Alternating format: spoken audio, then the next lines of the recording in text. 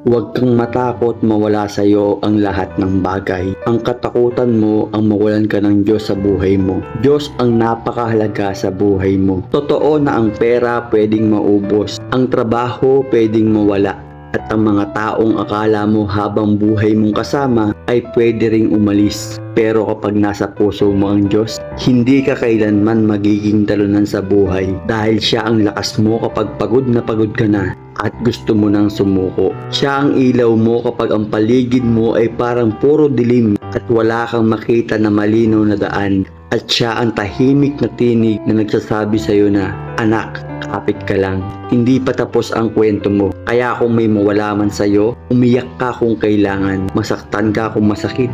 Pero wag mong iisipin na wala ka lang natira dahil habang kasama mo ang Diyos, may pag-asa pa. May dahilan pa para bumangon at may bagong simula na inihanda para sa iyo sa tamang oras." Sabi nga sa Roma 8:28, alam natin na sa lahat ng bagay ay gumagawa ang Diyos para sa ikabubuti ng mga nagmamahal sa Kanya. Kaya kahit hindi mo maintindihan ngayon kung bakit may nawala o bakit may kailangang matapos, magtiwala ka na may mas maayos na plano ang Diyos para sa buhay mo. At baka ang mga nawala ay hindi para pabagsakin ka, kundi para ilayo ka sa mas malaking sakit at hihanda ka sa mas magandang darating. Kaya mas piliin mong ingatan ang relasyon mo sa Kanya, higit sa kahit anong bagay dito sa mundo. Dahil kapag ang Diyos ang kasama mo, kahit mawalan ka ng marami, hindi ka kailanman magiging walang-wala.